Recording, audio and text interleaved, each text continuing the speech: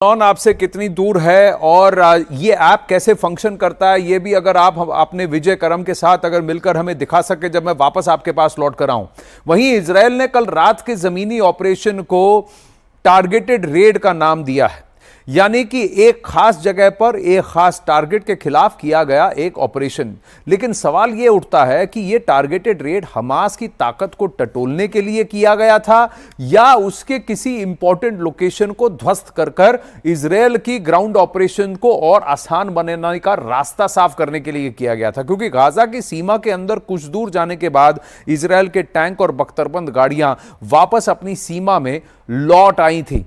तो इजराइल के जो मिडनाइट ग्राउंड ऑपरेशन के वीडियो में इजराइल के कई सारे टैंक रेतीले इलाके से बॉर्डर के पार जाते हुए दिखे। ये इमेजेस यहां न्यूज़ 18 इंडिया पर पहले भी अखाड़ा में आपको दिखा चुके हैं, यानी कि गाजा में दाखिल हो गए।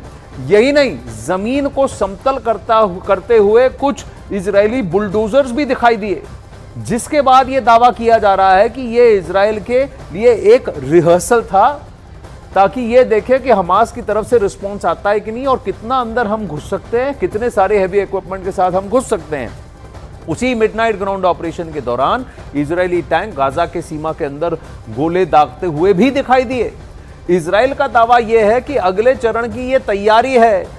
एक तरह से कहें तो इजराइल इसे ग्राउंड ऑपरेशन की शुरुआत कहने की कोशिश कर रहा है। इस मिडनाइट ऑपरेशन की वजह से इजराइल 25 अक्टूबर यानी कल की तारीख को बड़ा दिन बता रहा है, बिग डे, कि हमने ग्राउंड ऑपरेशन शुरू कर दिया। क्योंकि कई लोग ये पूछ भी रहे थे कि आपने फौज तो तैनात, सेना को तो तैनात कर दिया, पर आप ग्राउंड ऑपरेशन को डिले कर रहे हैं। जितना आप डिले करेंगे उतना वहां सैनिकों का मनोबल टूटेगा, असर पड़ेगा और हमास को उतना टाइम मिलेगा कि वो अपने काउंटर को कैलिब्रेट कर सके।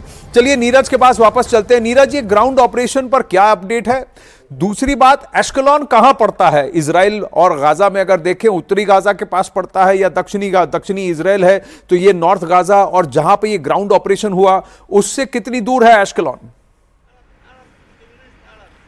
देखिए, एस्केलॉन बिल्कुल नजदीक, कह सकते कि एस्केलॉन गाजा के उत्तर में, हाँ, इजराइल के उत्तर में नहीं, गाजा के उत्तर में पड़ता है। गाजा की दो सीमाएं लगती है, एक उत्तर गाजा की सीमा उत्तर से लगती है और एक लगती है पश्चिम से, अगर कहें, हाँ, क्योंकि पूर्व में भूमध्य सागर है और दक्षिण में गाजा के इजिप्ट है। उत्तर और पूर्व का जो इलाका है, तो उत्तर में एस्केलॉन है, 10 किलोमीटर की सीमा के अंदर है गाजा से। अगर कहेंगे एस्टेरोट जो है एस्केलॉन के पास हम लोग खड़े हैं, यहाँ से महज दूसरी तरफ दिखता है, क्योंकि हम हाईवे पे हैं, वो यहाँ से दिखा नहीं सकते आपको, हाईवे पे है, वहां से दिखा नहीं सकते। आनंद, आपने बात किया था ग्राउंड ऑपरेशन के बारे में, थोड़ा सा बताकर आपको ऐप के बारे में बताते हैं। तो एस्टेरोट बहुत नजदीक है जहां हम लोग होते हैं, हाँ। एस्टेरोट से महज 800 मीटर की दूरी पर है। दूसरी चीज अब आपको दिखाते हैं, आपने बात किया था कि ऐप कैसे काम करता है, हाँ। जोफार, TZOFAR, कई ऐप हैं, लेकिन हमने जोफार ऐप को डाउनलोड किया है। ये ऐप है, देखिए हमारे मोबाइल में, कैमरा पर्सन करम आपको दिखाएंगे और मैं आपको सारी चीजें बताते रहूंगा। अगर स्क्रीन पे आ रहे करम, हाँ। देखिए ये जोफार है, मैं यहाँ क्लिक करता हूँ, हाँ। आपको ये जोफार हमने डाउनलोड किया है, इसको क्लिक किया है, इसकी सेटिंग में जाकर हमने तमाम शहरों का अलर्ट जारी किया, हाँ। अगर आप चाहते हैं कि सिर्फ एस्केलॉन का अलर्ट जारी करें तो हाँ, वो भी आप कर सकते हैं, लेकिन हमने इजराइल के तमाम शहरों का अलर्ट जारी किया, किबुत्ज का, केवल शहरों का नहीं, गांव का भी, हाँ। ये देखिए फार आजा, जिसके बारे में हम आपसे थोड़ी देर पहले जिक्र कर रहे थे, ये गाजा इनवेलप, गाजा के नजदीक के जो एरिया है वहां का फार आजा। अगर हम फार आजा में होते और ये अलर्ट हमें आता तो हम जाकर शेल्टर लेते। इसी तरह से देखिए कल के अलर्ट आपको बता रहे, एक साथ 9:58 में और 9:59 में इतनी जगहों पे अलर्ट आए थे, एक साथ इतनी जगहों पे। और आप देखना अगर चाहते हैं तो खोल के देख भी सकते हैं कि कहाँ कहाँ ये हुआ था। अशडोद के बगल में हुआ था, इज्जम बेट के बगल में हुआ था, ये सारी चीजें आपको जरा वो मैप ग्राफिक अभी का जो अलर्ट है, अभी का जो अलर्ट आया है, वो जरा उसका मैप जरा खोल के जल्दी से दिखा सकते हैं। जो लेटेस्ट अलर्ट आपने कहा फार आजा में आया है, तो जब आप उसको क्लिक करते हैं तो वो अलर्ट कहां पे दिखता है, जरा उसको क्लिक करके हमारे दर्शकों को दिखाइए, क्योंकि अभी लाइव पे अलर्ट आया। जी देखिए ये मैंने खोला, ये फार आजा के बारे में बता दें, ये बॉर्डर का गांव है, महज 700, 800, 1000 के करीब आबादी है फार आजा। और यहाँ देखिए ये गाजा है, ये गाजा की सीमा आपको दिख रही है, हाँ। और ये बिल्कुल नजदीक है, ये जो बीच की दूरी है दिख रही है आपको आनंद, ये जी। बहुत ज्यादा नहीं है, महज 1 से 2 किलोमीटर। फार आजा से गाजा बिल्कुल साफ दिखता है। अगर स्नाइपर से भी वहां कोई मारना, आप पे अटैक करना चाहे तो वो अटैक कर सकता है, हमको निशाने पर ले सकता है, आर्मी को निशाने पर ले सकता है। ये फार आजा है। फार आजा one of the deadliest attack वाला लोकेशन था आनंद। अगर आपको याद हो, 3 अगर लोकेशन, अगर इस पूरे हमले की बात करें तो फार आजा, रेम, बेरी, ये 3 ऐसे लोकेशन थे जहां सबसे बड़ा हमला हुआ था। और फार आजा की ही 3 महिलाएं थी, 1 महिला और 2 बच्चे, जो हमास के चंगुल से बचकर निकली थी बहुत मुश्किल से। लेकिन यहाँ एक बड़ा हमला किया था, नरसंहार मचाया था हमास के आतंकवादियों ने। घर में एक घर में घुसकर कत्लेआम किया था। जी, तो ये वही किबुत्ज समुदाय जो आपने कहा, जो ज्यादातर वहां पर शेतकरी हैं, यानी कि फार्मर्स हैं, किसान समुदाय है, किबुत्ज समुदाय,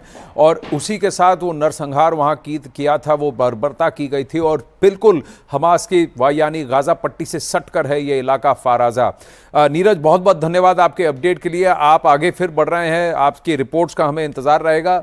वहीं कहा तो ये भी जा रहा है कि बंधकों की रिहाई की वजह से इजरायल ने ज़मीनी हमले में देरी की है, क्योंकि हमास के लड़ाकों के जो भी वीडियो और मैसेजेस सामने आ रहे हैं वो बेहद डराने वाले हैं। और यही वजह है कि ज़मीनी ऑपरेशन शुरू करने से पहले इजरायल हर पहलू को परख लेना चाहता था। एक बात बता दें कि करीब 200 से ज़्यादा बंधक हमास ने बना रखे हैं, और ये करीब 36 देशों से आते हैं।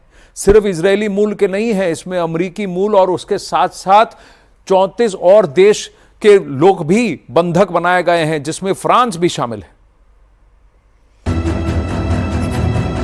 बंधकों की रिहाई बहुत बड़ा मुद्दा है, क्योंकि हमास से जुड़े जैसे वीडियो आ रहे हैं, जैसे जैसे कबूलनामे सामने आ रहे हैं, वो बहुत डरावने हैं। हमास का एक नोट सामने आया है जिसमें उसने अपने दुश्मन के खिलाफ ऐसी बातें लिखी हैं कि सुनकर कलेजा कांप जाए। हाथ से लिखे हमास के इस नोट में लिखा है, दुश्मन एक बीमारी की तरह है। अपने आतंकियों से हमास ने अपील की है कि वो अपने दुश्मन को खत्म करे, क्योंकि इस दुश्मन का कोई इलाज नहीं है, उसे ठीक नहीं किया जा सकता है। इसलिए हमास ने इस नोट के जरिए अपने आतंकियों से कहा है कि उसे अपने दुश्मन को हर हाल में मिटाना ही होगा। नोट में कहा गया है कि उसे अपने दुश्मन का सिर कलम करना होगा। यही नहीं, आतंकियों से कहा गया है कि उन्हें अपने दुश्मन का दिल और लीवर शरीर से चीरकर बाहर निकालना होगा। सिर्फ हमास का लिखा ये हैंड नोट ही नहीं, इजराइल में कत्लेआम मचाने वाले एक आतंकी का अपने पिता के साथ बातचीत का ऑडियो सामने आया है। इस ऑडियो क्लिप में हमास का आतंकी अपने पिता को नरसंहार की कहानी सुना रहा है। طب انا قاعد اكلمك من جوبا بسيم، افتح الواتس تبعه قول له وين، شوف كيف القتله، شوف كيف قتلك فيديو يابا، ابنك قتل يهود، هاي دخلوا بسيم يابا. الله اكبر، ربنا يحميك يا رب، ربنا يحميك يابا، ربنا يحميك يابا. اكلمك من جوال يهوديه قتلتها وقتلت جوزها. الله اكبر، الله اكبر ولله الحمد. الله اكبر ولله الحمد. يابا افتح الواتس شوف كيف قتلت يابا. افتح بتصل عليك واتس قول له وين بروح. ربنا معك بالسلامة يابا. جوبا بسيم يابا، يابا والله 10 قتلت، 10 بيدي يابا، يابا على ايدي، اعطيني امي عقبال صرت الكاري. انا اول فكره بدات صوت الله عز وجل، انا اقول ابو اربع راسك يابا فوق، اربع راسك يابا. انت في نص السكاري جوا، في نص السكاري جوا انت؟ جوا على المدينه في النص السكاري جوا. شفت على الواتس شوف كيف الخطه قتلكم على الفون، شفت على الواتس تبعي. خلاص ارجعوا خلاص ارجعوا. ايش ارجعوا مش رجعوا. यही वजह है कि बंधकों की रिहाई इजराइल की टास्क लिस्ट में सबसे ऊपर है। अगर रिहाई को लेकर कोई समझौता नहीं हो पाता, फिर ग्राउंड ऑपरेशन ही आखिरी विकल्प रह जाएगा। लेकिन युद्ध पर नजर रखने वाले विशेषज्ञों की माने तो गाजा की गली गली में युद्ध को लेकर बहुत ही खतरनाक तैयारी है।